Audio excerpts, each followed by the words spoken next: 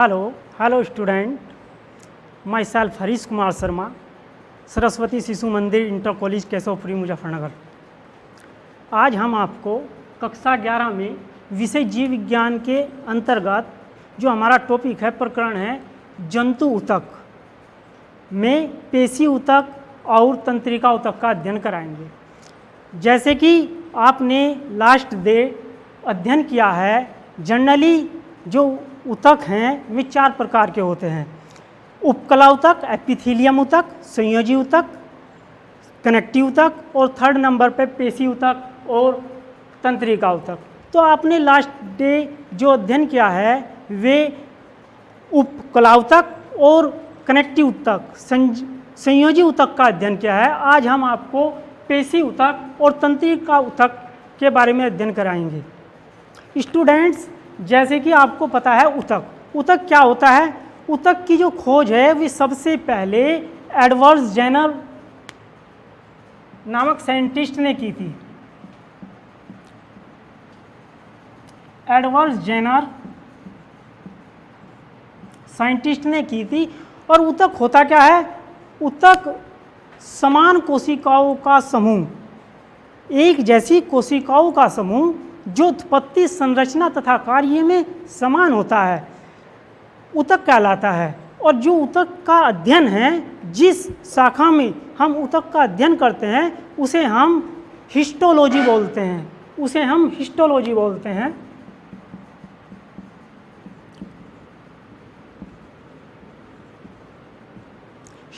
बोलते हैं। और ये जो ऊतक हैं, ऊतक कोशिकाओं का समूह है एक जैसी, और एक जैसे ऊतक मिलकर अंगों का निर्माण करते हैं। और ये अंग तंत्र आगे चलकर अंग तंत्र का निर्माण करते हैं। और जैसे कि हमारी आहारनाल, पाचन तंत्र, श्वसन तंत्र, उत्सर्जन तंत्र, इस प्रकार से विभिन्न तंत्रों का निर्माण करते हैं। और ये उत्सर्जन, पाचन तंत्र, ये सब आपस में मिलकर एक सिस्टेमेटिक ढंग से एक बॉडी का निर्माण करते हैं, शरीर का निर्माण करते हैं। तो आज का जो हमारा टॉपिक है ऊतकों से संबंधित पेशीय ऊतक और तंत्रिका ऊतक। आज हम इन 2 ऊतकों के बारे में अध्ययन करेंगे। सबसे पहले पेशीय ऊतक। पेशीय ऊतक होता क्या है? पेशीय ऊतकों को जनरली हम मस्कुलर टिश्यू बोलते हैं।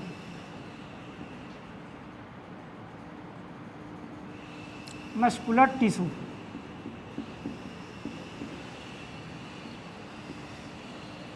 पेशीय ऊतक को सिकुड़ने वाला ऊतक भी कहते हैं, अर्थात जिसमें कॉन्ट्रैक्शन हो, जो सिकुड़ सकता हो, जो फैल सकता हो।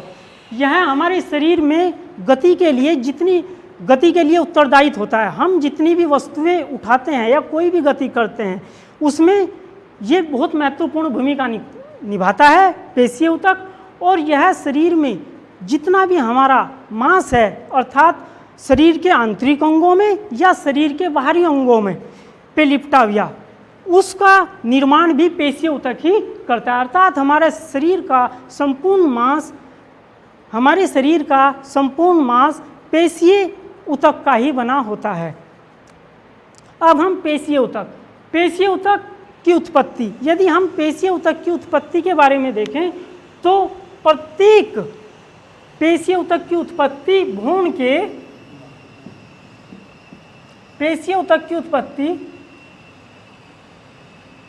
के मध्य जनन स्तर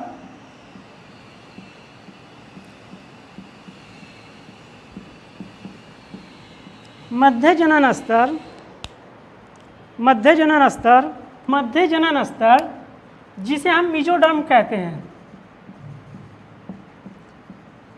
से होती है। जैसे कि आप सभी को पता है कि भ्रूण, प्रत्येक जीव की उत्पत्ति, ये माना कोई हमारा भ्रूण है, हमारा कोई ये भ्रूण एम्ब्रियो, ये कोई हमारा एम्ब्रियो है, ये हमारा कोई एम्ब्रियो है। इसके चारों ओर 3 लेयरें पाई जाती हैं, 3 परतें पाई जाती हैं।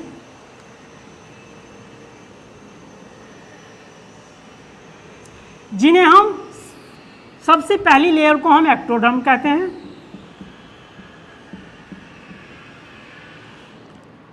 सेकंड नंबर की जो हमारी लेयर है उसे हम मेसोडर्म कहते हैं, और जो थर्ड नंबर की हमारी लेयर है उसे हम एंडोडर्म कहते हैं। प्रत्येक जीव के ऑर्गनों की उत्पत्ति इन्हीं लेयरों की सहायता से होती है। इनमें से कोई भी एक लेयर किसी भी ऑर्गन के निर्माण में महत्वपूर्ण भूमिका निभाती है। जैसे कि हमारी पेशी ऊतक का जो निर्माण होता है, जो उत्पत्ति होती है, वे किससे होती है? भ्रूण की मध्य जनन स्तर अर्थात मेसोडर्म से होती है। यदि हम पेशी ऊतक के निर्माण की बात करें तो पेशी ऊतक का जो निर्माण है वे लंबी संकरी एवं शंक्वाकार शाखाहीन एवं शाखा में संकुचनशील कोशिकाओं या पेशी तंतुओं से होता है। अब ये हमारी संकुचनशीलता है, इनमें जो संकुचनशील कोशिकाएं हैं, इनका जो ये गुण है पेशी तंतुओं में संकुचनशीलता का गुण, जैसे कि पता है संकुचनशीलता, ये गुण इनमें उपस्थित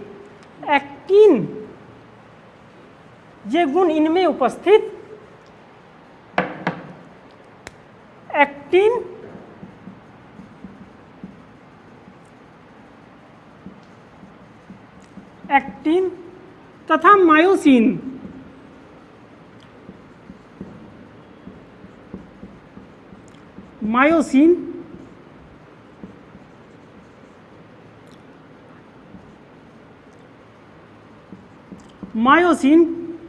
प्रोटीन के कारण होता है। इस प्रोटीन के कारण ही ये संकुचनशीलता का गुण प्रदर्शित करती है। अब नेक्स्ट संरचना के आधार पर जो हमारी पेशीय ऊतक है, इसे हम 3 भागों में विभाजित कर सकते हैं। फर्स्ट ऑफ ऑल अरेखित पेशियाँ, सेकंड रेखित पेशियाँ, और थर्ड नंबर हमारी हृदय पेशियाँ। अब सबसे पहले हम first of all we will be study in रेखित पेशियाँ। रेखित पेशियाँ को हम स्ट्रैपिड पेशियाँ बोलते हैं,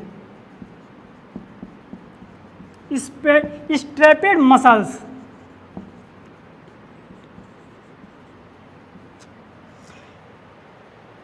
देखिए जैसे कि रेखित पेशियां हैं, जिन पेशियों के, यदि हम रेखित पेशियों को देखें, जिन पेशियों के सिकुड़ने तथा फैलने में, जिन पेशियों के सिकुड़ने तथा फैलने में जंतु की इच्छा का कोई नियंत्रण नहीं होता, अरेखित पेशियां अनिच्छिक पेशियां कहलाती हैं। जैसे कि साफ शब्द से ही प्रदर्शित हो रहा है, अनिच्छिक पेशियां अर्थात जो जीव की इच्छा के अनुसार कार्य नहीं करती, अर्थात जो जीव जिन पेशियों को कंट्रोल नहीं कर सकता, उन पेशियों को हम अरेखित पेशियां कहते हैं। अरेखित पेशियां की यदि हम संरचना देखें तो अरेखित पेशियों की यदि हम इंटरनल स्ट्रक्चर संरचना देखें तो अरेखित पेशियां लंबी सबसे सरल पेशियां हैं।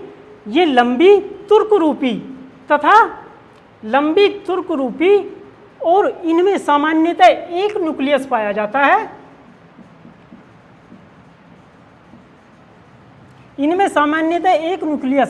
है। और जैसे किसी सेल के चारों ओर पाई जाने वाली लेयर को हम सेल मेम्ब्रेन कहते हैं, इसी प्रकार पेशी तंतुओं में, पेशी कोशिकाओं में चारों ओर पाई जाने वाली कला को हम सार्कोलेमा बोलते हैं।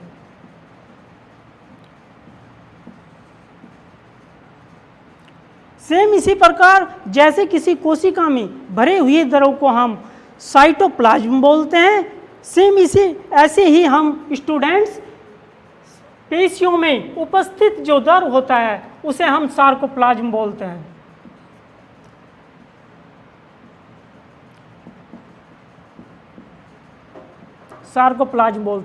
इनमें एक ही न्यूक्लियस पाया जाता है और इनमें समांतर जिन कोशिकाओं से अरेखित पेशी बनी है, पेशी तंतु, इनमें समांतर कुछ पेशी तंतुक होते हैं। क्या होते हैं? पेशी तंतुक।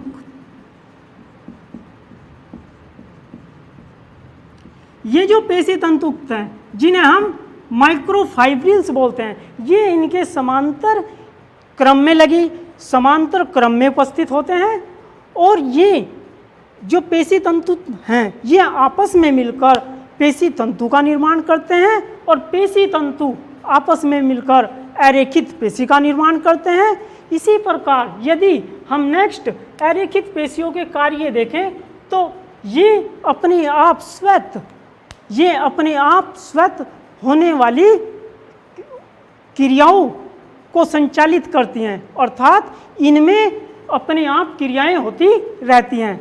इन पेशियों को हम, जैसे कि ये पेशियां जनरली आहारनाल, श्वसन तंत्र, पाचन तंत्र, हमारी जो बॉडी के अंदर पाए जाते हैं, रुधिर परिसंचरण तंत्र, जिनमें होने वाली क्रियाओं को हम नहीं रोक सकते, उनमें ये अरेखित पेशियां कार्य करती हैं और ये लगातार होती रहती हैं, अर्थात ये मनुष्य या जंतु द्वारा नियंत्रित नहीं होती। ये रुधिर वाहिनियों तथा श्वसन नलिकाओं तथा आहारनाल में होने वाली विभिन्न क्रियाओं को लगातार होने के लिए कार्यरत रहती हैं और इनमें हमारी शरीर में पाई जाने वाली इन तंत्रों में विभिन्न गुहाओं को, जैसे उत्सर्जन तंत्र में ठीक यूरिन का स्राव होता है, इस प्रकार विभिन्न छिद्रों को और विभिन्न गुहाओं को बंद करने और खोलने में ये हमारी रेखित पेशियां इस कार्य में मदद करती हैं। ये इनके कार्य हैं। सेकंड नंबर, यदि हम अरेखित पेशियों का अध्ययन करें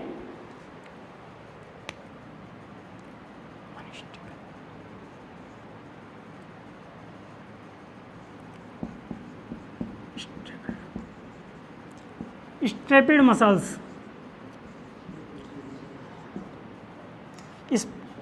स्टेपिड मसल, यदि हम अरेखित पेशियों को देखें तो रेखित पेशियों को देखें तो रेखित पेशियां में वे पेशियां सेम अरेखित पेशियों के बिल्कुल अपोजिट, जिन पेशियों के सिकुड़ने तथा फैलने के लिए जंतु अपनी इच्छाओं के अनुसार इन्हें नियंत्रित कर सकता है, अर्थात जो पेशियां जंतु की इच्छा के अनुसार फैलती और सिकुड़ती हैं, आकुंचन होता है जिन पेशियों में, उन्हें हम रेखित पेशियां कहते हैं। यदि हम रेखित पेशियों को हम ऐच्छिक पेशियां भी कहते हैं, अर्थात वे पेशियां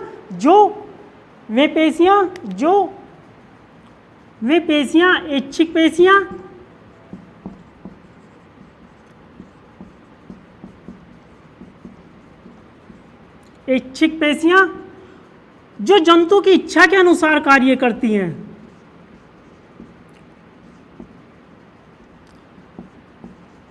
जो जंतु की इच्छा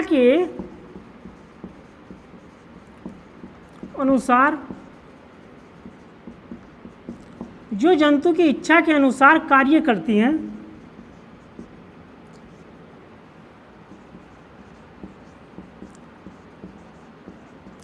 ऐच्छिक पेशियां कहलाती हैं। और इन पेशियों को हम कंकाल पेशियां भी कहते हैं, क्योंकि ये जो पेशियां हैं ये हमारी हड्डियों से जुड़ी होती हैं, इसलिए हम इन्हें कंकाल पेशियां भी कहते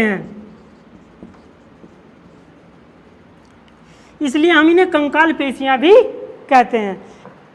जैसे कि हम अरेखित पेशियों की संरचना, हम स्टूडेंट्स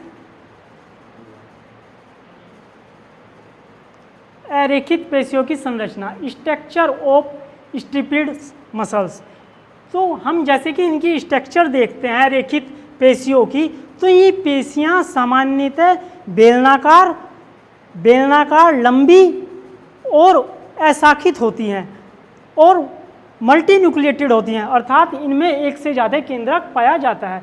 यदि हम रेखित पेशियों की अनुप्रस्थ काट देखें, अर्थात इनकी टीएस देखें, तो इसमें देखते हैं कि इनकी जो सबसे बाहर की ओर पाई जाने वाली लेयर होती है उसे हम एपिमाइसियम बोलते हैं। और ये जो एपिमाइसियम होती है यही हमारी कंकाल तंत्र से हमारी रेखित पेशी को जोड़ती है।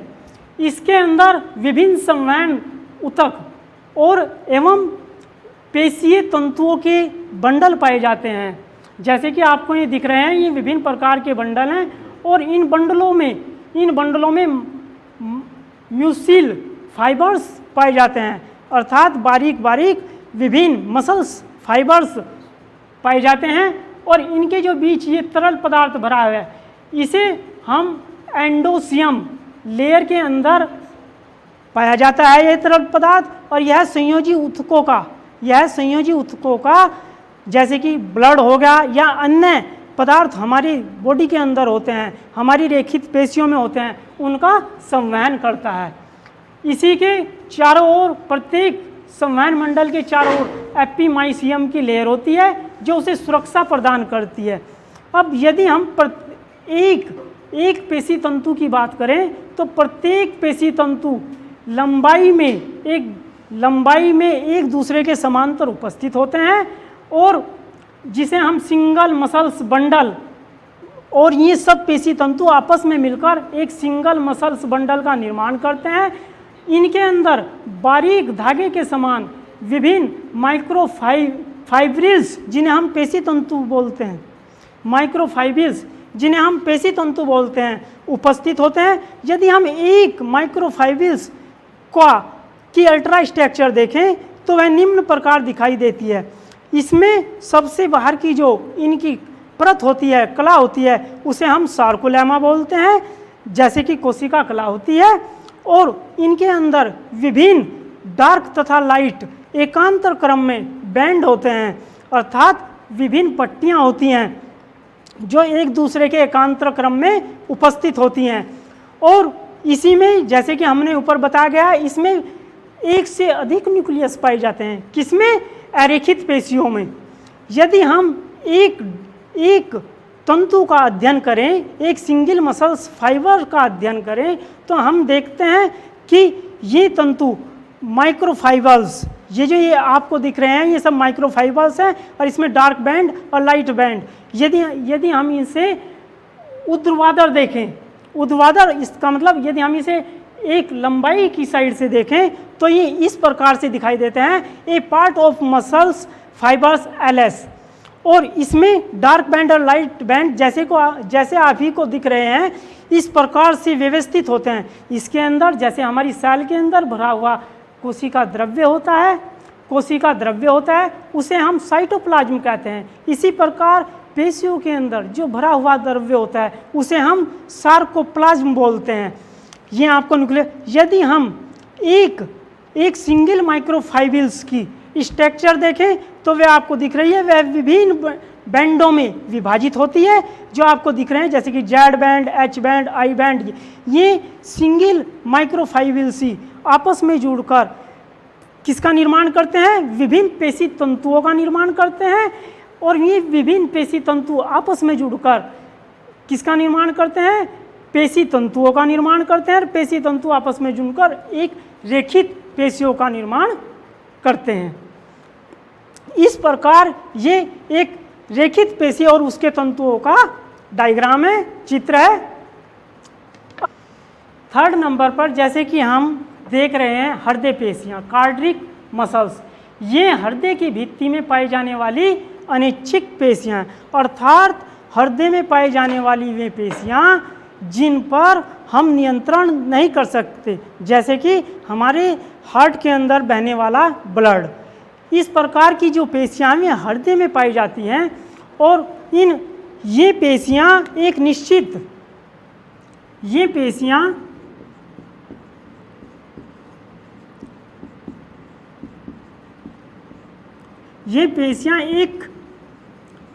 लय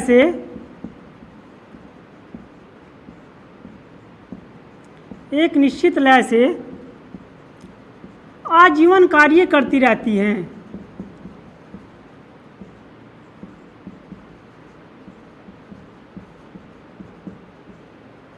आजीवन कार्य करती रहती हैं।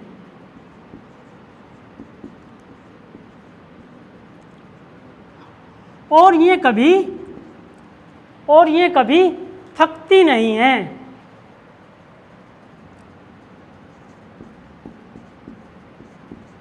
अर्थात ये थकान का अनुभव नहीं करती हैं।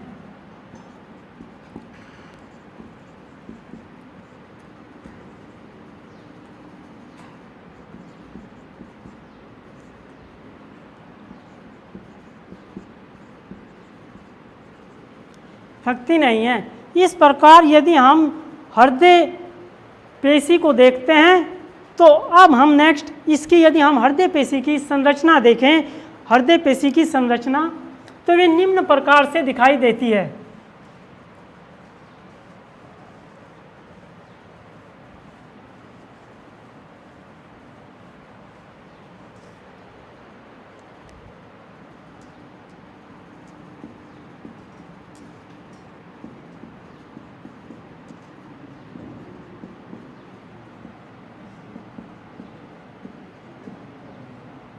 हृदय पेशी की संरचना, स्ट्रक्चर ऑफ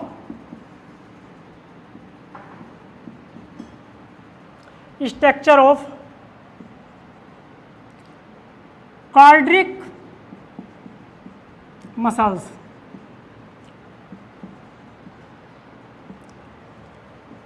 ये पेशियां सामान्यतः छोटे मोटे तंतुओं से निर्मित होती हैं। ये पेशियां सामान्यतः छोटे मोटे तंतुओं से निर्मित होती हैं और ये तंतु शाखित होते हैं और इनमें एक से अधिक न्यूक्लियस पाया जाता है। जैसे कि आप देख रहे हैं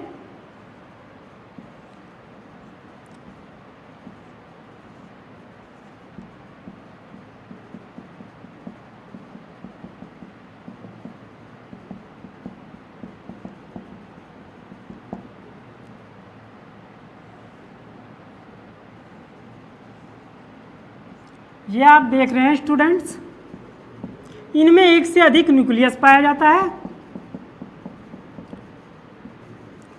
और इनके जो बाहर की ओर पाई जाने वाली लेयर है सार्कोलेमा,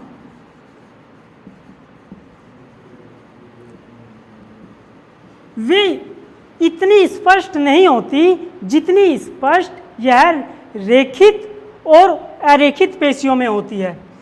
इनके केंद्रों को बांटने के लिए तथा इनमें विभिन्न जगह पर अवरोधक के रूप में कुछ पट्टियां पाई जाती हैं जिन्हें हम अंतःविष्ट पट्टियां कहते हैं या इंटरक्लेरी डिस्क बोलते हैं।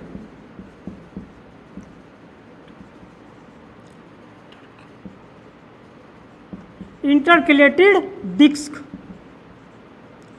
इनके द्वारा ये आपस में विभाजित रहती हैं और इनके अंदर जो भरा हुआ प्लाज्मा होता है, जैसे कि पहले हमने रेखित और अरेखित पेशियों में पढ़ा है, इनके अंदर भरा हुआ प्लाज्मा को हम सार्कोप्लाज्म बोलते हैं। इस प्रकार से ये पेशियां हृदय पेशियों की एक संरचना को प्रदर्शित करती हैं और यदि हम इसका कार्य देखें तो संरचना की दृष्टि से और वैसे ये रेखित पेशियों के समान, क्योंकि रेखित पेशियों में भी बहुत सारे न्यूक्लियस पाए जाते हैं, और कार्य की दृष्टि से जैसे कि अरेखित पेशी अनैच्छिक थी तो हृदय पेशियां भी स्टूडेंट्स अरैच्छिक होती हैं, अर्थात इन पर हम अपनी इच्छाओं से कंट्रोल नहीं कर सकते। और ये जैसे कि ये रुधिर में इनका जो कार्य है वे रुधिर को एक स्थान से दूसरे स्थान में ले जाना, रुधिर को पंप करना, इस प्रकार से इस रेखित पेशियों के ये निम्न कार्य होते हैं। अब सेकंड नंबर पर यदि हम देखते हैं, सेकंड नंबर हमारा आता है तंत्रिका ऊतक। शरीर के विभिन्न भागों और अंगों में होने वाली क्रियाओं का नियंत्रण एवं नियमन हम तंत्रिका तंत्र द्वारा करते हैं। और ये जो तंत्रिका तंत्र होता है ये विभिन्न कोशिकाओं से मिलकर बना होता है।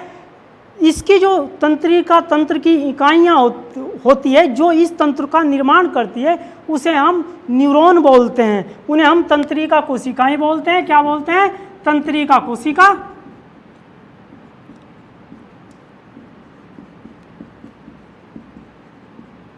नर्व सेल और या न्यूरॉन।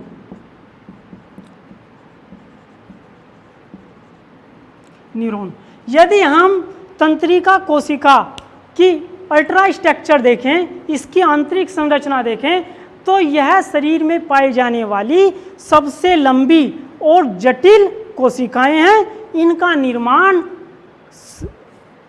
निर्माण भ्रूण के एम्ब्रियो की भ्रूण की एक्टोडर्म परत से होता है, अर्थात जो फर्स्ट लेयर है भ्रूण की, उससे इस तंत्र का निर्माण होता है, तंत्रिका तंत्र का निर्माण होता है, न्यूरॉन कोशिकाओं का निर्माण होता है। यदि हम इसकी स्ट्रक्चर देखें तो इसकी अल्ट्रा स्ट्रक्चर इस प्रकार है कि जो तंत्रिका कोशिका है यह दो भागों में विभाजित रहती है। पहला भाग तंत्रिका काय, सेकंड नंबर तंत्रिका कोशिका प्रबंध, और तंत्रिका कोशिका प्रबंध भी फिर दोबारा से दो भागों में डिवाइडेड किया जा सकता है, वर्कशाप और ऑक्जेंस, वर्कशाप और अक्षतंतु दो भागों में विभाजित किया जा सकता है। यदि हम इसकी स्ट्रक्चर ऑफ न्यूरॉन सेल अर्थात इसकी स्ट्रक्चर देखें तो इसमें सामान्यतः एक न्यूक्लियस होता है, और इसमें जो इसका पहला भाग है साइटोन्स, जिसे हम साइटोन बोल रहे हैं, इसका मुख्य भाग, इसमें विभिन्न ग्रेन्यूल्स होते हैं, और यह इस तंत्र को ऊर्जा के लिए प्रेरित करते हैं, अर्थात ऊर्जा देते हैं। इसके चारों ओर अन्य विभिन्न डेंड्राइट्स पाए जाते हैं, जो दूसरी कोशिकाओं से संपर्क करके जो हमारी कोशिकाओं में, जो हमारे शरीर में मैसेज जाता है, उसे एक स्थान से दूसरे स्थान पर पहुंचाते हैं। इनके अंदर जो भरा हुआ तरल पदार्थ है उसे हम न्यूरोप्लाज्म बोलते हैं। इसी प्रकार जो इसका नीचे का पार्ट है जिसे एक्सॉन्स और नोड ऑफ इरिन्यूअर नामक भागों में विभाजित किया गया है। ये जो एक्सॉन्स है इसके चारों ओर एक लेयर पाई जाती है जिसे हम न्यूरोलेमा बोलते हैं। ये जो न्यूरोलेमा है यह इसे सुरक्षा प्रदान करती है। कुछ तंतुओं में ये बाहर की साइड में जैसे कि उपस्थित होती है, इसके अंदर माइलिन शीत उपस्थित होता है जो संयोजी वसा का बना हुआ होता है, और यह कहीं कहीं पर जो न्यूरोलेमा है वह पतली होकर किससे एक्सॉन से चिपक जाती है, और वहाँ जो रिक्त स्थान है इस रिक्त स्थान को हम नोड ऑफ इरिन्यूअर बोलते हैं। इसी प्रकार कभी कभी इससे विभिन्न समकोण पर शाखाओं में विभाजित होकर ये जो एक्सॉन है विभाजित होकर बाहर निकल जाती है, और यह आगे चलकर अपने कॉन्ट्रैल फाइबर के द्वारा मसल्सों से जुड़ी रहती है, अर्थात विभिन्न मैसेज जो है वे मसल्सों में स्थानांतरित करती है। यदि इसमें माइसिलिन शीत उपस्थित नहीं होता तो इसे हम नॉन मेडुलेटेड फाइबर भी बोलते हैं।